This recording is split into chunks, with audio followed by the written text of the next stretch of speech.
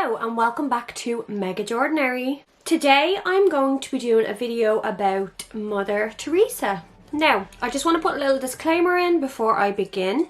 This topic is probably going to cause loads of controversy, but it needs to be talked about. All of the information that I'm going to be discussing in this video is readily available on the internet, and that is where I have amassed all this information from. The things I'm going to discuss in this video are in no way, shape or form my own theories or anything like it. It's literally information that is out there to the public.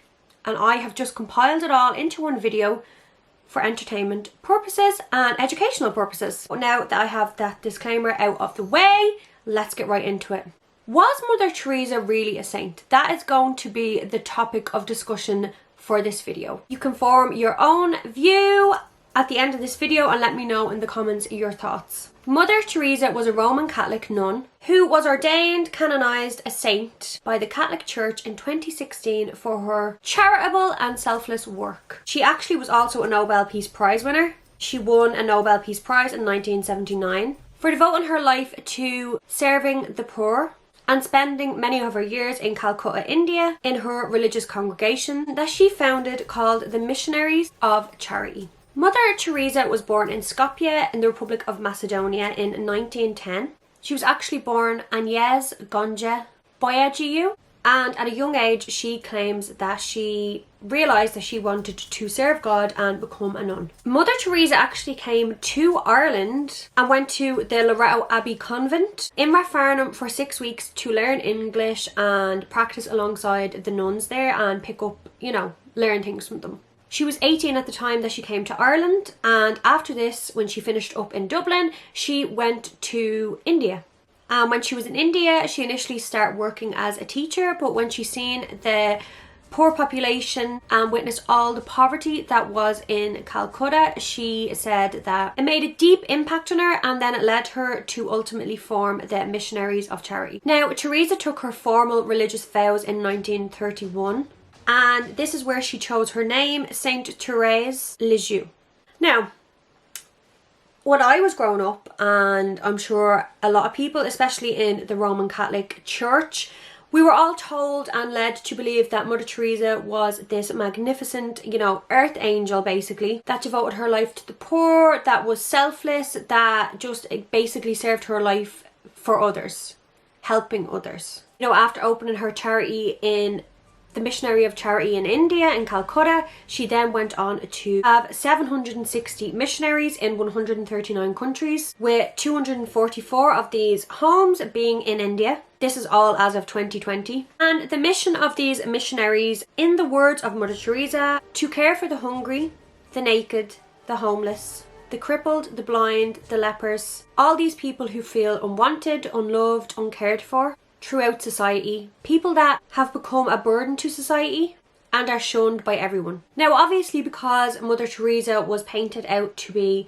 what I mentioned, like the selfless person that set up all these charity organisations that devoted her life to the poor, it caught a lot of public attention, and thus millions of dollars were donated to help facilitate these missionaries. So that sounds like a happy ending, but like most things in life, all is not quite what it seems. And it's not always the narrative that is being pushed forward to people that is always the right narrative behind the scenes, if that makes sense.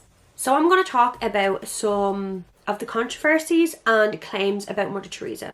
Now, Mother Teresa's practices and the Missionaries of Charity have been subject to many controversies over the years. There was often questions raised as to the quality of the medical care provided at these missionaries, and deathbed baptisms that constituted to forced conversions. According to volunteers who have worked at the missionaries over the years, they described them as squalid cesspits run along violent authoritarian lines. There were alleged reports that children were being tied to beds, needles being reused in countries that had high HIV infection rates, and apparently the needles were so blunt that it would cause excruciating pain to the injectees.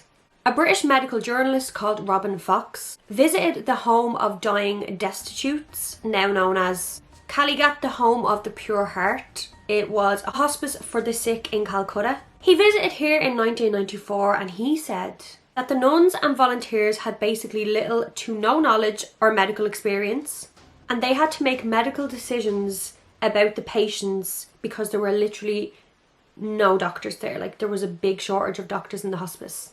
He also said that there was no strong pain medication at the hospice. That is crazy. It's a hospice. And there was the strongest medication that they had for these patients who clearly were in excruciating pain was basically paracetamol. Like, I'm sorry. There was also a woman named Mary Loudon who also volunteered at the hospice at one point in time, and she said that she witnessed syringes being ran under cold water and reused, aspirin given to those with terminal cancer, and cold baths given to all of the patients at the hospice. She also said that the overcrowding at the hospice was out of control. So I am sure it's safe to assume that the hygiene was out of control too, and it sounds like a breeding ground for infectious diseases and just everything basically. Christopher Hitchens, who was an English-American socio-political critic, claims that Mother Teresa encouraged members of her order, other nuns, to baptize dying patients in secret, irregardless of the patient in question's personal religious beliefs. Was a member of the Missionaries of Charity that has spoken out allegedly and said, sisters were to ask each person in danger of death if he wanted a ticket to heaven. An affirmative reply was to mean consent to baptism. The sister was then to pretend that she was just cooling the patient's head with a wet cloth, while in fact she was baptizing him. Secrecy was important so that it would not come to be known that Mother Teresa sisters were baptizing Hindus and Muslims. That is incredibly wrong. Now, because Mother Teresa was ordained a saint, in order to be ordained or canonized as a saint, there's a criteria that you have to meet, and you have to have performed a miracle from the afterlife.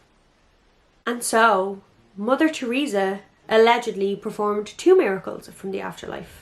Mother Teresa's first alleged miracle involved a woman from Bengal. The woman claimed that a beam of light emerged from a picture that she had in her house of Mother Teresa, and that it cured her cancerous tumour. Apparently, this woman's physician, Dr. Ranjan Mustafi, said that she never had a cancerous tumour to begin with, and that it was just a cyst that was already cured due to the medication that he had prescribed her. So, easily debunked. And the second miracle that Mother Teresa was said to have performed in the afterlife was curing Brazilian man Marcilio Haddad Andrino of abscesses on the brain. It was said that Marcilio had so many abscesses on his brain that he went into a coma, and his wife Fernanda prayed to Mother Teresa for help. And so before Marcilio was due to undergo a life-saving operation to drain the abscesses on his brain, he suddenly woke up and asked what was going on, and he was completely cured from the abscesses. They were gone. Surgeons actually said they don't really understand how this happened, so technically this one can constitute to a miracle, but yeah. There's actually pictures of Marcilio and Fernanda with their child at the canonization of Mother Teresa in the Vatican in Rome. Now, Mother Teresa also had very, very controversial views, much like most of the Catholic Church has.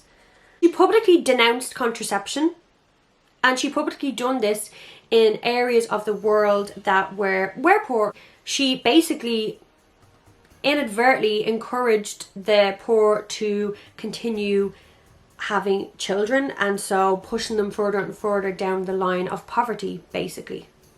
She also spoke out about abortion, and she actually said that it is the greatest destroyer of peace, and she said this in her acceptance speech for her Nobel Peace Prize.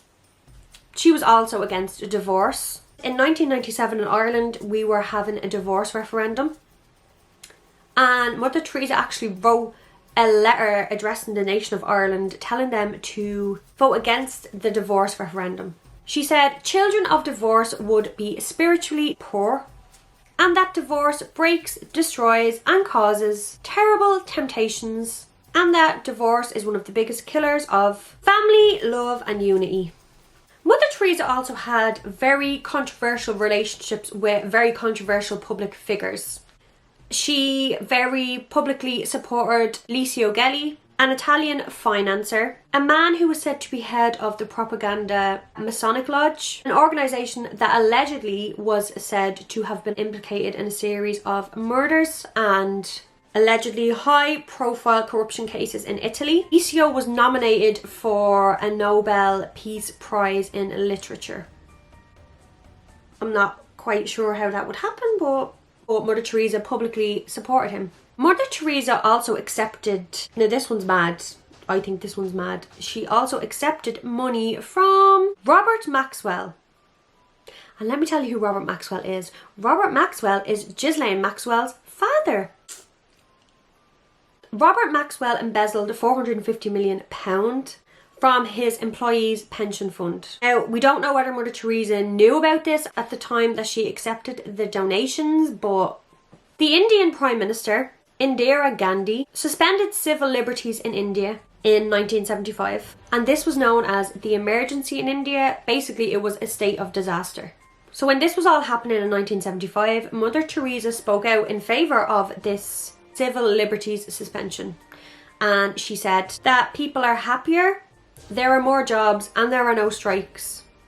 She actually said this because she was very, very friendly with the Congress Party in India at the time. And then in the 1980s, Mother Teresa accepted the Haitian Legion of Honor Award from the Haiti president at the time, Baby Doc.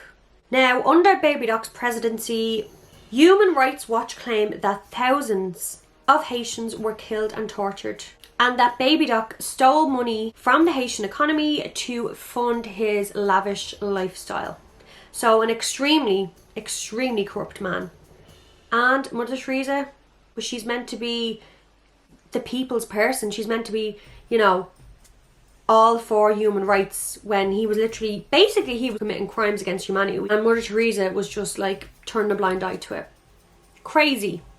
And hypocritical, extremely hypocritical. But we all know Mother Teresa vowed to live in poverty, but in 1991, a German magazine called Stern revealed that only 7% of all donations made to the Missionaries of Charity were actually used for charity purposes. 7%.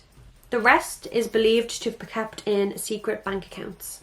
And then in 2017, a man named Gianluigi Nuzzi, an investigative journalist, published documents in his book called Original Sin, and these documents were from the Vatican Bank, otherwise known as to the rest of the world, the Institute for Works of Religion.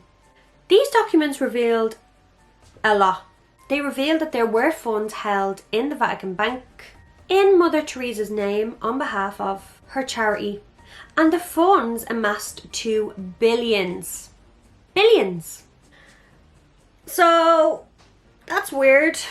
That's a lot of information to process and a lot to think about. There has been a lot of things that have come out about the Catholic Church in the last couple of years that is very, very disturbing, to say the least. So do you still believe that Mother Teresa is a saint after learning all of this information, or do you think this was all a narrative that was being pushed forward to the Catholic Church to render support for the Catholic Church and basically to rake it all in, to rake in the money?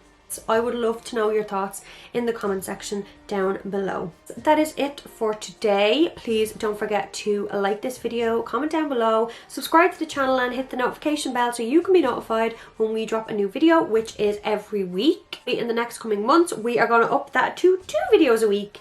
But yeah, any suggestions are welcome in the comment section too. And yeah, socials are also linked. I'll see you in the next video. Bye!